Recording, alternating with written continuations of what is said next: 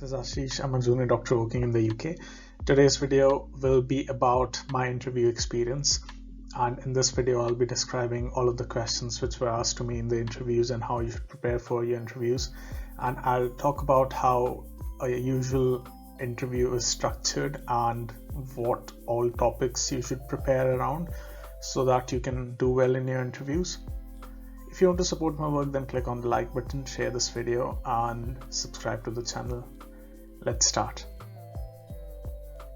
First of all, I have appeared in 2 interviews in the NHS. My first one was for a non-training F2 job, which was in orthopedic and general surgery. It was an online interview which I gave from India, and I've had 2 consultants at that time, the service delivery manager and the person from medical recruitment present in that interview. My second interview was for a non-training post in orthopedics, and the team was again the same, but that was an in-person interview. So I'll be giving you a summary of both of those interviews, and I'll be mixing up all of the questions and everything which was asked around in that interview, and I'll be giving you a gist on how interviews are structured in the NHS. So the interviews are basically divided into these 5 parts. They are clinical and skills-based assessment, then goals and ambitions, audits and QIPs, professional dilemma questions, and questions from your side or from the interviewee's side. So we'll talk about each one of them. First one is the clinical and skills-based assessment, and in this the consultant will be asking you some questions from the subject on which you're going for an interview on. For example, if you're going for an orthopedic interview, then they'll pick out scenarios from the ward which are really important, for example like compartment syndrome. And if you're working in a medical ward, then the questions can be around MI, PE, acute kidney injury, and all of the other things, electrolyte imbalances as well. So some of the orthopedic related questions could be: what is compartment syndrome, the cause, how to diagnose it, then what steps you'll take after you've diagnosed it, when will you call your senior, and how will you manage it. And there's one more important one, which is the acute kidney injury one, and how will a junior doctor diagnose AKI in the wards. It could be a medical ward, it could be an orthopedic ward, and what steps do we need to take so that patients don't develop AKI, and how to recognize it early on, so things like that. So the clinical and skills-based assessment will be according to the job post, and they'll try to test whether you have the important skills as a junior doctor, or if you're applying for a senior doctor, then if you have those skills as a senior doctor or not. The second part is around your goals and ambitions. So you can have questions like: what do you see yourself doing in the next 10 years? And what are your strengths? What are your weaknesses? How do you deal with stress?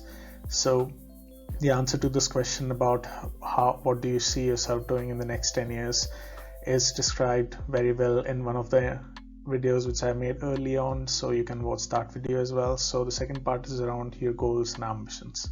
The next section will be about all of the audits and QIPs, or quality improvement projects, in which you have participated in your career, and they'll ask you to describe an important audit or QIP in which you have participated in the last 1 year, and what were its figures and findings, and why do you think it was important, and how did it improve the quality, and what did you learn from that. So the questions will be revolving around these topics. In the next part, you'll have a professional dilemma question from one of the consultants, and it could be some ethical scenario like: you see 2 of your colleagues fighting in the ward, what will you do? Or you see a colleague or a consultant who has come in drunk to work, what will you do? And things like that. So you need to prepare for all these professional dilemma questions as well.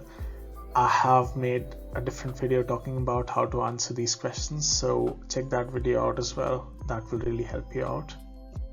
In the last part of the interview, they will ask whether you have any questions from your side. So I've had these questions which are: will I get any research opportunities? Will I get any hands-on surgical experience? and what will be my study leaves and what will be my study budget. And those were my questions, and after I got an answer for them, I finished the interview, went home, and fortunately I was picked up for both of these interviews. So I accepted both of these jobs and I've had successful outcomes. But there could be some times when you're not selected for an interview, and you don't need to be disappointed because you have lots of opportunities for interviews and you can always apply in multiple job posts, and you will get into one of them if you learn from all your past experiences where you couldn't get into a job post due to failure in interviews. So learn from all your previous experiences, learn from this video, and learn from the previous videos which I have made on this channel regarding interviews. And I hope that this video helped you out. If you want to see more such videos, click on the like button, share this video and subscribe to this channel. I will see you soon. Thanks a lot for watching.